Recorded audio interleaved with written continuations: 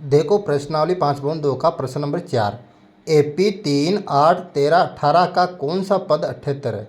देखो ये जो एपी आपको दे रखी है इसके अंदर प्रथम पद यानी कि ए बराबर हो जाएगा यहाँ पर 3।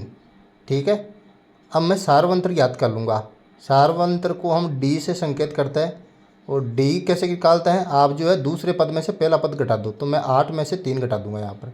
ठीक है, तो 8 में से 3 जाएंगे तो कितने बचेंगे, 8 में से 3 जाएंगे तो बचेंगे 5, यानी कि 5 आया सारवंत्र हमारे पास।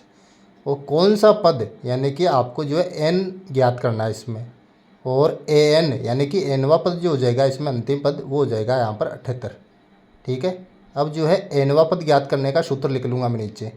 एनवा पद ज्ञात करने का सूत्र होता है ए एन बराबर ए प्लस कोष्टक एन माइनस 1 और डी। ये जो सूत्र होता है एनवा पद ज्ञात करने का। अब देखो ए एन का मान दे रखा 78 आपको, तो ए एन की जगह उतार दूंगा 78 बराबर 1 की जगह उतार दूंगा 3 प्लस एन का मान ज्ञात करना तो एन की जगह एन माइनस का 1 और कोष्टक मध्य और डी की जगह उतार दूंगा 5। अब देखो 78 की जगह यहाँ पर उतारूंगा 78 और देखो ये 3 जो है यहाँ पर जो है दाईं तरफ है, इसको ले जाऊँगा मैं बाईं तरफ तो ये माइनस का हो जाएगा, तो यहाँ पर उतारूंगा माइनस का 3 बराबर 5 को कोष्टक अंदर गुणा करो, 5 को एन से गुणा करूँगा 5n, 5 को -1 से गुणा करूँगा तो माइनस का 5 आ जाएगा यहाँ पर। ठीक है, अब देखो 78 में से मैं 3 घटाऊँगा तो यहाँ पर बचेंगे 75, तो ये उतार दिया मैं 75 यहाँ पर। ठीक है, अब बराबर 5n माइनस का 5। अब देखो ये माइनस का 5 जो है दाईं तरफ है, इसको ले जाऊँगा बाईं तरफ। देखो 75 की जगह 75 उतार दिया मैं। अब माइनस का जो 5 है उसको दाईं तरफ से बाईं तरफ लाएंगे तो वो प्लस का हो जाएगा, तो यहाँ पर उतार दूँगा प्लस का 5 बराबर आ जाएगा यहाँ पर 5n।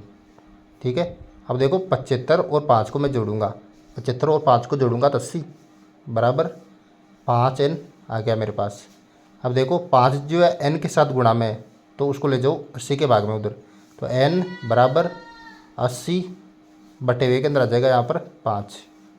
ठीक है, अब देखो 80 में मैं 5 का भाग दूंगा तो कितनी बार जाएगा, 5 एकम 5, 5 छंग 3 यानी 16 बार गया, तो n का जो मान आया मेरे पास 16 आया, यानी कि इस एपी का जो है 16वां पद 78 होगा। तो नीचे लिख दो यहाँ पर कि अतः एपी का 16वां पद 78 है।